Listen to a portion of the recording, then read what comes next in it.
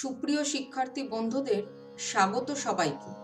তোমরা যারা স্নাতক স্তরে পরিবেশবিদ্যা বিষয়টি নিয়েছো, আজকের আলোচনা তাদের জন্য। আমি ডক্টর ববিতা সাহা। চলো তাহলে শুরু করি। অরণ্য বললেই আমাদের চোখের সামনে ভেসে ওঠে সবুজের সমারোহ, আর যেখানে সমস্ত ধরনের জীবজন্তু নিশ্চিন্তে বিরাজ করতে পারে।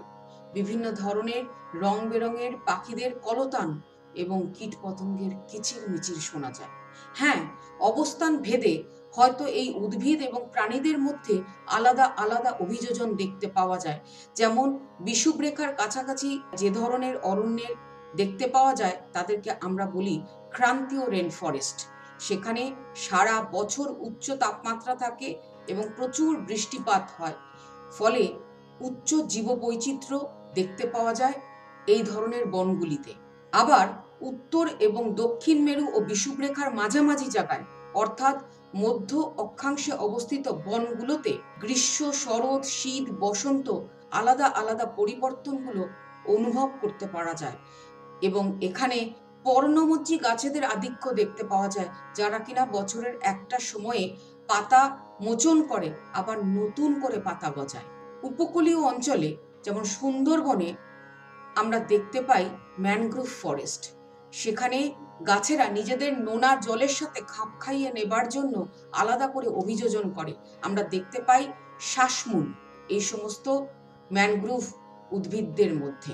চলো আজ আমরা অরণ্যের বাস্তুতন্ত্র নিয়ে আলোচনা করব।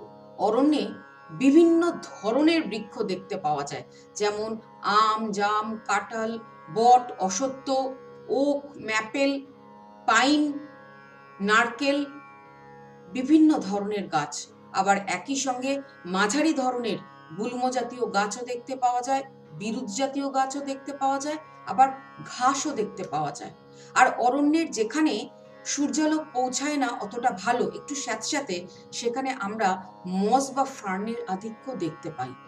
এই সমস্ত উদ্ভিদেরা দিনের বেলায় সূর্যালোকের উপস্থিতিতে বায়ু থেকে কার্বন ডাই অক্সাইড নিয়ে সালোক সংশ্লেষ প্রক্রিয়ায় খাদ্য তৈরি করে, যা কিনা তারা নিজেদের জন্য ব্যবহার করে।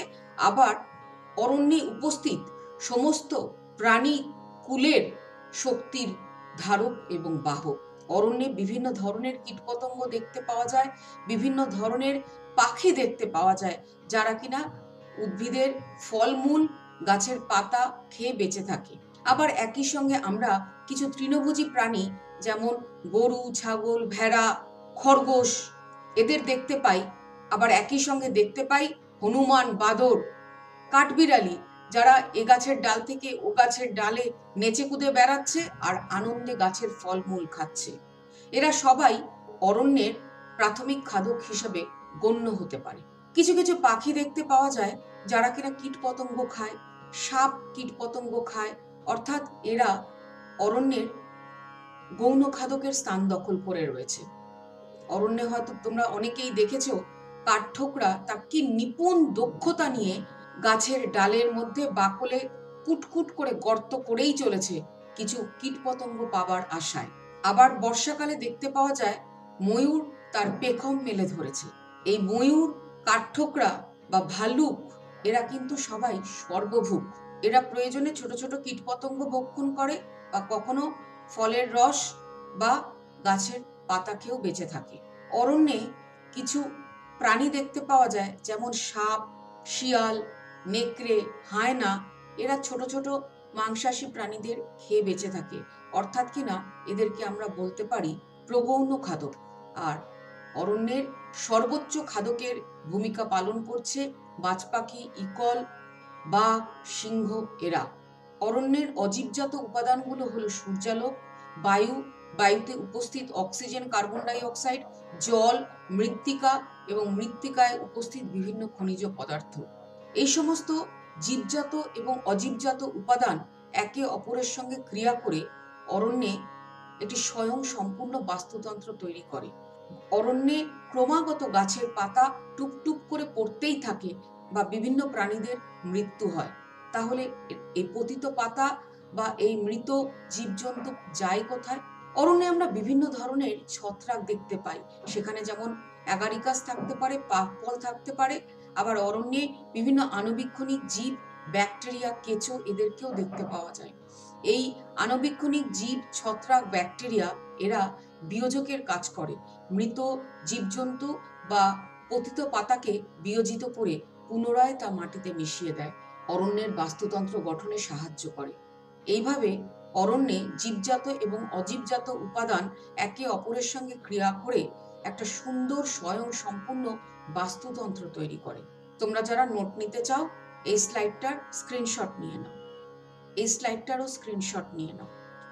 আমরা দেখলাম এই অরণ্যে উদ্ভিদেরা শ্বসনের জন্য কার্বন ডাই অক্সাইড ত্যাগ করে ঠিকই, কিন্তু তার চেয়ে অনেক বেশি কার্বন ডাই অক্সাইড গ্রহণ করে সৌরশক্তিকে সালোকসংশ্লেষ প্রক্রিয়ায় রাসায়নিক শক্তিতে রূপান্তর করে এবং অক্সিজেন উৎপাদন করে। আর এই অক্সিজেনই অরণ্যের সমস্ত প্রাণীকুলের শ্বসনের জন্য একমাত্র দায়ী।